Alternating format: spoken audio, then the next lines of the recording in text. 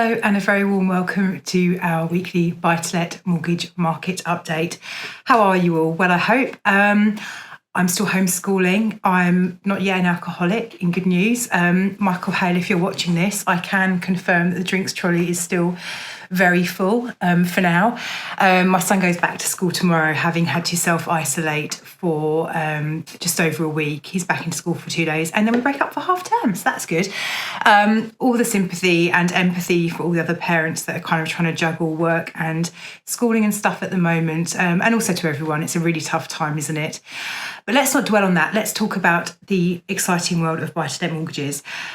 So what we've seen this week in terms of changes from lenders. So first of all, and fortuitously, because this will lead nicely on to what we're going to cover off later on today, the Cumberland Building Society has increased its maximum loan to value on its holiday let products back to 75% loan to value, which is in line with its pre-lockdown proposition.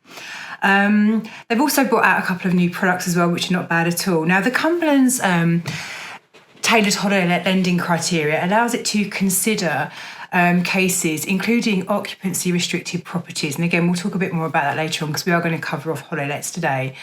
And also larger portfolios throughout mainland UK. They're also to look at the Isles of Anglesey, Arran, Mull, Skye, Lewis, Harris and Wight. So that's really good news. Also this week, we have seen Paragon launch 2 semi-exclusive products, which are only available through selected brokers. Thankfully, we're one of those. It would be a bit weird if I was talking to you about it if we weren't, wouldn't it? Now, the product that I particularly like that they've released is a 5-year fixed rate at 3.5%. This has a 1% arrangement fee, free valuation and a 299 application fee. Now, this is available to both individuals and limited companies. Now, Paragon is a lender that we at Mortgages for Business do a huge amount of business with, but you won't hear their name come up very often in these updates because they're not a lender who is constantly changing their pricing. So to give you a bit of background on Paragon, because like I say, as a lender, we're very happy, we really enjoy working with them. They're very good at limited company transactions. They can accept layered companies as well, so a company owned by people. But they also lend to individuals. They have no restrictions on the number of properties that you have in the background. They do want you to earn £25,000 a year income. That can be from rental income as well, though, please just note that. And you can be age 79 at the point of application. Now, the things that Paragon also do really well, which actually don't apply to the products that I've just referred to, but on their kind of more specialist products, is they are able to lend on really large HMOs and multi-units. So, yeah, a really good proposition, and great to see them bringing out a couple of selected products for their preferred broker panel to give our clients access to some really good pricing.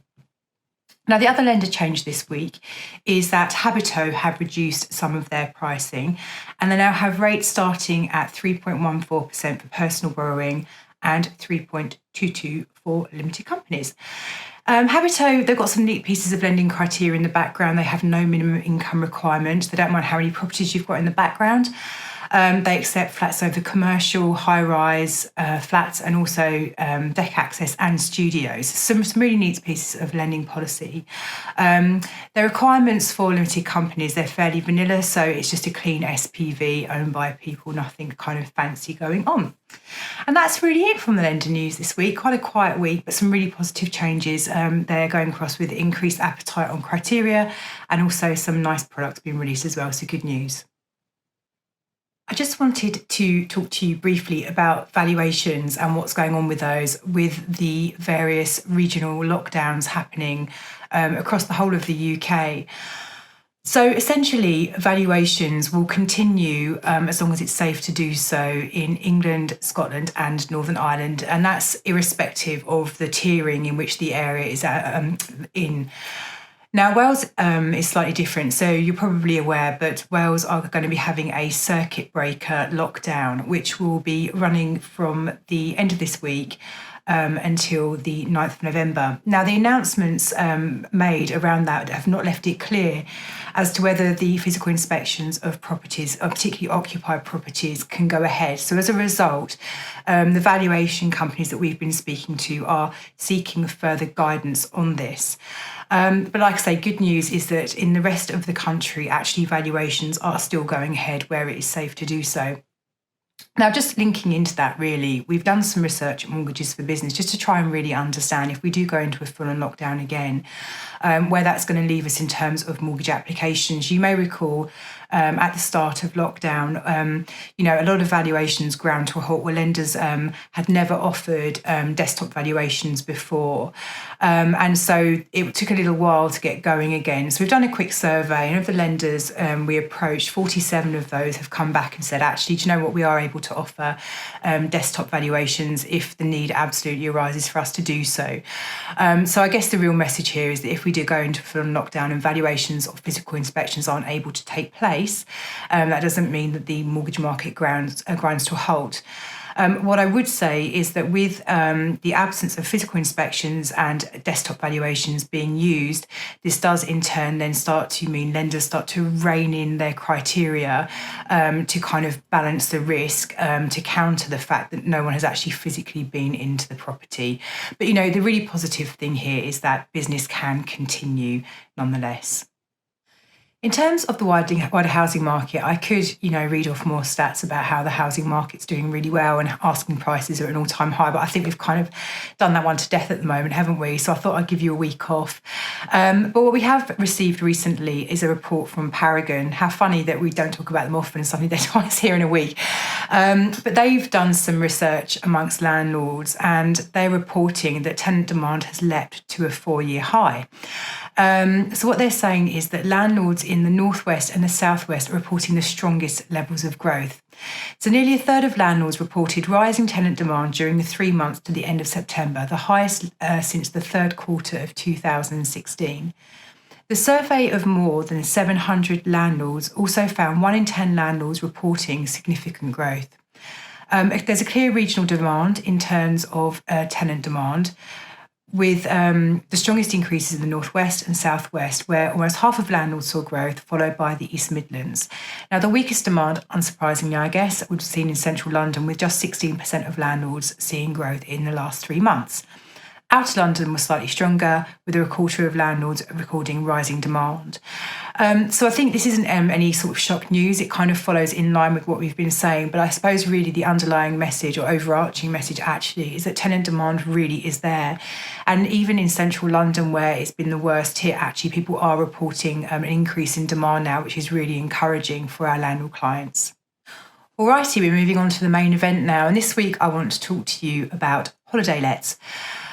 So look, holiday lets have always been around. People have been able to mortgage them for many years. But when we went into lockdown and people were not able to stay outside of their homes, holiday let bookings dried up.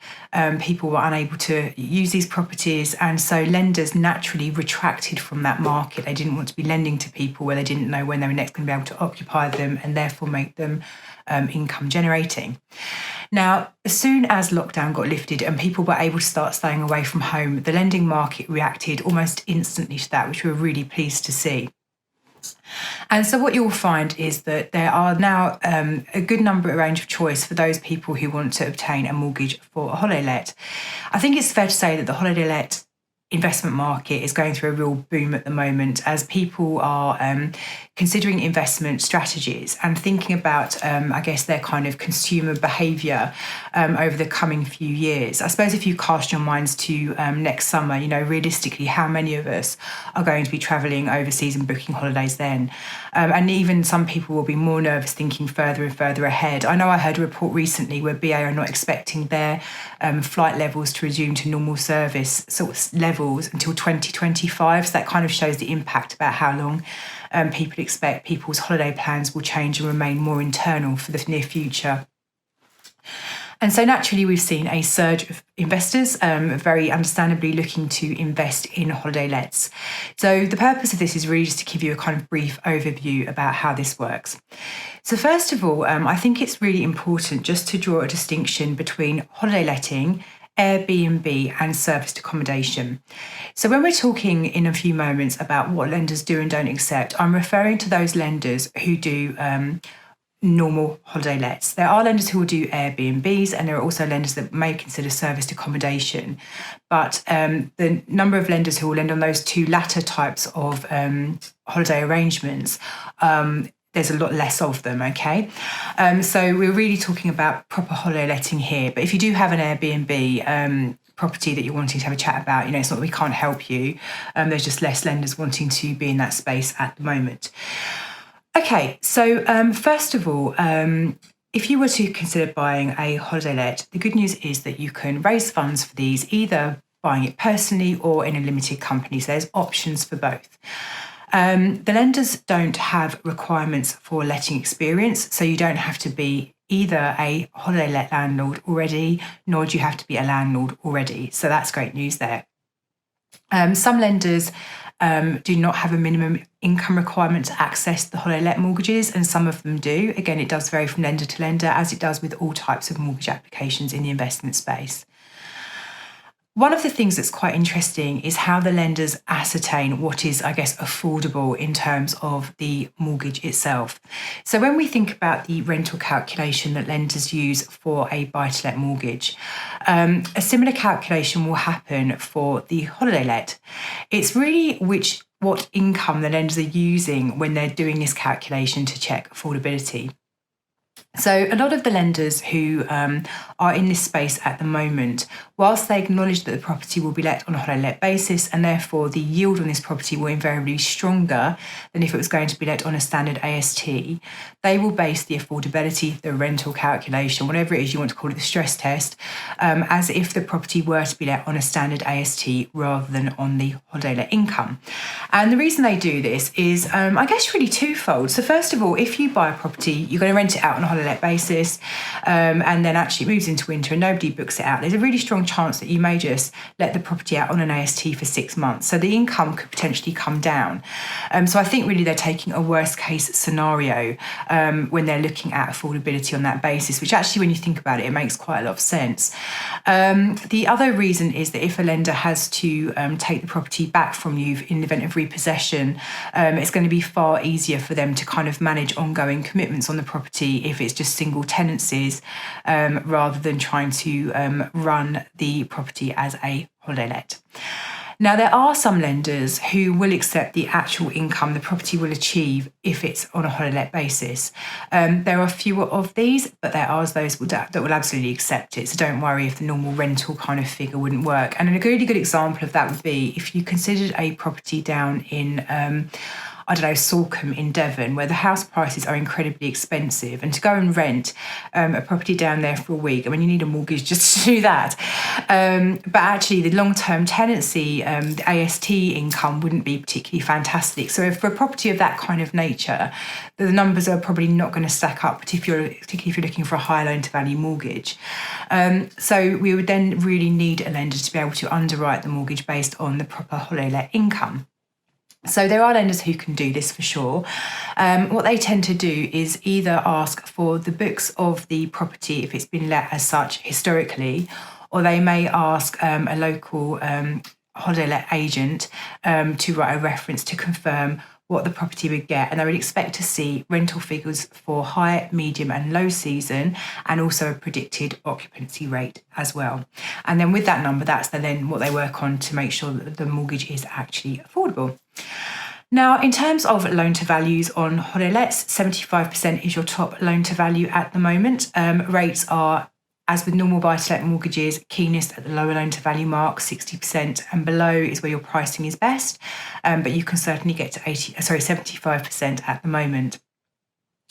Now, one of the things I think it's really worth mentioning, and we kind of touched on this a minute ago when we were talking about the Cumberland Building Society's policy, is the types of properties that lenders will and won't lend on. So a normal house, a normal flat, consider that kind of absolutely fine. What you do need to be more wary of is restrictions on the property, and this particularly applies in those areas which are big holiday destinations. And what you may find is going to be some kind of covenant on the property which says this property can be lived in by the owner for no more than X weeks per year, which is essentially to ensure that the property that's been bought is going to be let out to continue to bring in tourism to the area. Now, conversely, it might be that actually the property can be let out no more than so many weeks a year as well. But anytime there's a restriction on the use of the property, lenders start to get nervous because it then restricts who you can sell the property onto. So if you imagine if there's a restriction on the property which says you can only occupy it for so many weeks a year, then you can't sell that on to someone as their main residence because they're going to have to essentially be living, on someone's sofa for so many weeks. So that wouldn't work. So it's really, really important that if you are considering buying a holiday let, particularly in those very popular destinations, so think Snowdonia, Lake District, Cornwall, Devon, those kinds of places, that you're asking those questions up front, because these do have a nasty habit of coming out at the legal stages and causing all sorts of problems. One of the things we get asked about a lot is properties on holiday parks. So essentially you're buying a leasehold property where it's on a kind of park with lots of other holiday properties. There might be a swimming pool and loads of fun stuff for people who are staying in your property to do. Lenders really don't like these because it's a leasehold property and it's accessed via a park, which is controlled by a third party, so this can be quite risky in their eyes. So probably not one that's particularly easy to get a mortgage on. The other thing we see a lot of is a series of properties. So you might have a couple of barns or a house with a sort of annex where people want to rent those on holiday lets. Again, they can be financed. There's no reason why not, but you will find that the appetite to lend on these starts to diminish. The more complex the property is, essentially, the less choice there is. But generally speaking, we can normally find a home for these. Pricing on holiday let mortgages, it's not bad. It's not as cheap as a straightforward buy-to-let property. I think probably expect to pay, and I'm going to say this really roughly, between sort of 3 to 4% at the moment. You might sneak in just under 3% for a low loan to value personal name, straightforward one. But yeah, I think if you're doing your planning, if you're considering on buying one, that's probably where you need to position yourself.